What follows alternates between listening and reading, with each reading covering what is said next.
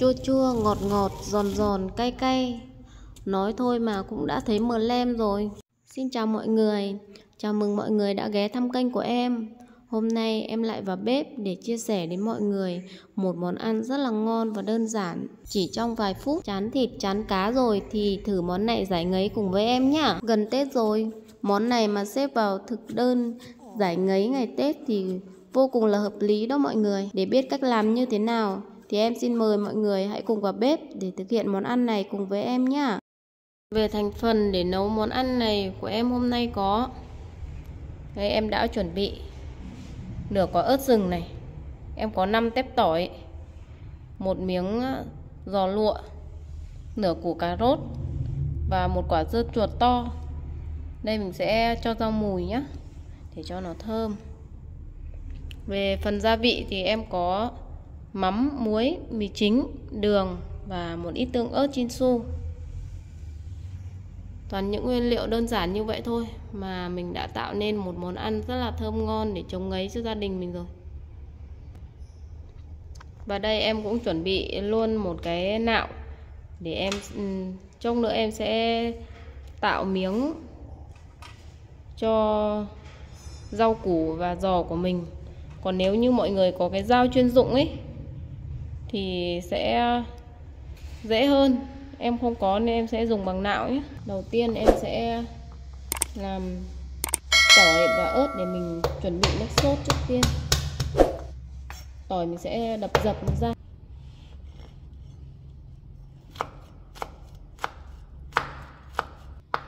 Tỏi mình sẽ băm nhuyễn nhỏ nó ra như vậy và mình cho vào một cái bát con. Cho hết vào bát con. Món này mình sẽ có cả chanh nữa nhé mọi người. Phần ớt rừng này mình cũng sẽ thái và băm nhỏ nó ra. Trước tiên là mình sẽ bỏ hết hạt nó đi đã. Bỏ hết phần hạt nó đi. Mình cho ớt rừng thì nó sẽ đỡ cay hơn. Gia đình em có trẻ con ấy nên em sẽ dùng ớt rừng. Còn nếu mọi người ăn được cay thì mình có thể dùng loại ớt cay. Con em có ăn được ớt cay nhưng mà em không muốn nó ăn cay nhiều quá, trẻ con ăn cay nhiều không tốt. Nên mình sẽ dùng bằng ớt rừng này. Thái nhỏ và mình băm nó ra. Mình băm nhỏ nó ra như vậy thôi. Nếu như mà mọi người cho vào máy xay thì nó sẽ nhanh hơn là em băm như vậy đấy. Nhưng mà em băm, em không có máy xay. Phần cà rốt này mình cũng sẽ thái miếng ra. Sau đó mình sẽ dùng cái nạo để mình tạo miếng cho nó đẹp. Mình sẽ làm dày dày một chút để tạo độ giòn cho món ăn của mình nhé.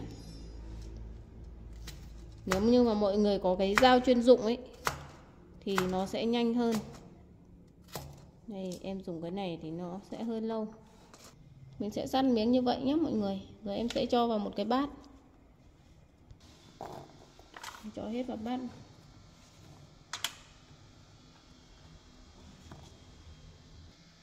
Đây em có một quả dưa chuột to, em đã ngâm rửa với nước muối rất là sạch sẽ rồi. Mình sẽ cắt đầu với cắt đít nó đi. Và mình cắt miếng vừa ăn ra như vậy. Cái này mình sẽ không dùng hạt nhé mọi người. Em sẽ bỏ hạt đi. Bỏ hết hạt của nó đi. Để cho món ăn của mình nó được giòn. Sau khi mình đã bỏ hết hạt như vậy thì mình cũng sẽ cắt ra như cà rốt vừa nãy mọi người ạ. Đấy, mình cắt miếng vừa ăn ra như vậy. Dày dày một chút để cho dưa chuột của mình nó có độ giòn. Cứ cắt miếng vừa ăn ra như vậy thôi. Em đã cắt miếng ra như vậy. Bây giờ em sẽ lại bỏ vào bát cùng với cà rốt. Bỏ hết vào bát. Phần giò lụa này thì em cũng mình cắt như dưa chuột với cả cà rốt của mình luôn. Cắt miếng ra như vậy.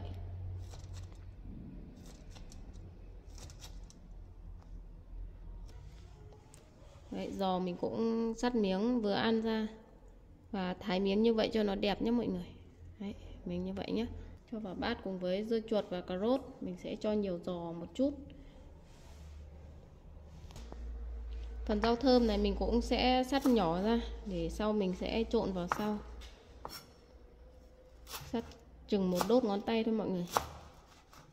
Mình cho nhiều rau thơm một chút để cho phần gỏi của mình nó được thơm hơn. Đấy, mình sẽ cắt ra như vậy. Quả chanh này mình cũng sẽ cắt đôi ra.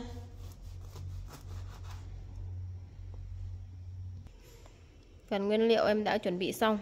Rất đơn giản như vậy thôi. Chuẩn bị hơi lâu nhưng mà mình trộn món này rất là nhanh mọi người ạ. Bây giờ em sẽ chuẩn bị nước sốt để mình trộn gỏi. Em cho vào đây 1/3 thìa muối bột canh này. Em cho vào đây nửa thìa mì chính. Cho một muỗng canh đường nhé mọi người. Rồi tiếp đến em cho vào đây một muỗng canh nước mắm.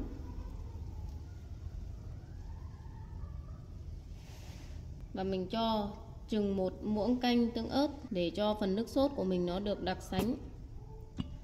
Cho thêm một muỗng canh tương ớt nữa. Chanh của em sẽ vắt lấy nước cốt của nó. Mình sẽ vắt vào thìa nhé mọi người. Nước chanh này mình sẽ vắt ra thìa ra như vậy. Xong rồi mình hớt, bỏ cái phần hạt nó đi. Miếng này mình cũng vậy. Em sẽ cho hết một quả chanh to. Mình sẽ không dùng giấm nữa mà mình sẽ chỉ dùng nước chanh thôi nhé. Em không muốn trộn lẫn, dùng giấm là mình sẽ dùng giấm, còn dùng nước chanh là mình sẽ dùng nước chanh. Rồi bỏ hạt nó đi.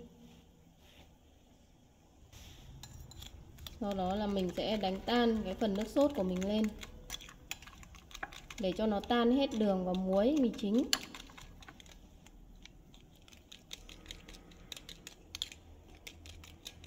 Phần nước sốt của em nó đặc sánh lắm đây này. Rất là thơm ngon luôn. Thơm tỏi lắm mọi người ạ.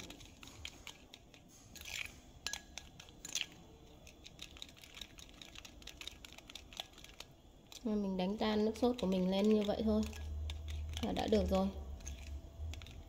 Bây giờ mình sẽ vào trộn gỏi nhé.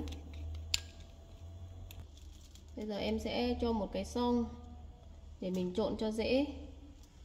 Cái xoong to một chút. Em cho hết phần giò của mình vào, giò lụa của mình vào đây.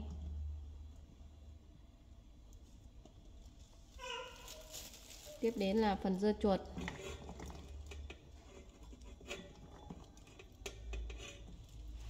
Rồi cà rốt. Mình cho hết vào đây. Cái phần gốc của rau mùi mình cũng cho vào đây luôn. Cho hết phần gốc rau mùi vào. Còn phần lá này mình sẽ chốc nữa mình sẽ cho sau. Mình sẽ cho phần gốc vào trước để cho nó được thơm ngon hơn. Tiếp đến em sẽ dùng một cái găng tay dùng một lần này để mình trộn cho nó hợp vệ sinh nhé mọi người.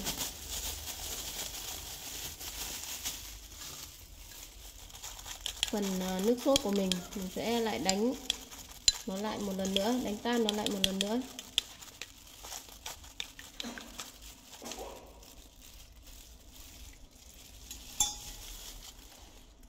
Bây giờ mình chỉ việc đổ nước sốt vào.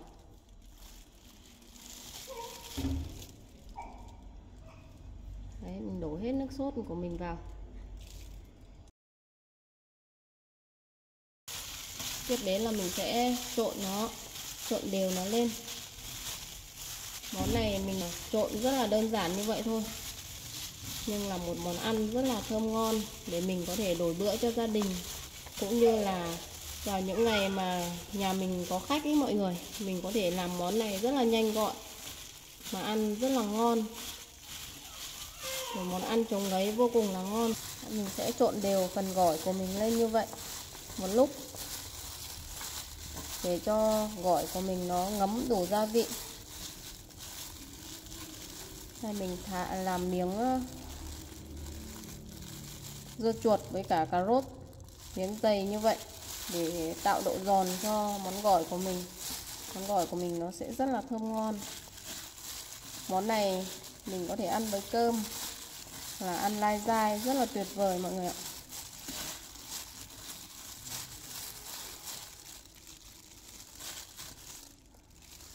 Để nó ngon hơn ý, mình trộn xong như vậy mình sẽ để ngăn mát chừng 15 đến 20 phút, mình bỏ ra thì nó ăn vừa mát vừa giòn.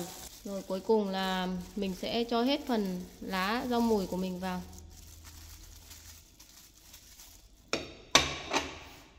Thế là món gỏi chả lụa của mình cũng đã hoàn thành, rất là ngon này mọi người. Mọi người xem video nếu thấy hay và hữu ích thì mọi người nhớ like, chia sẻ và đăng ký kênh để ủng hộ em nhá. Còn bây giờ em xin chào và hẹn gặp lại mọi người những video tiếp theo của em ạ.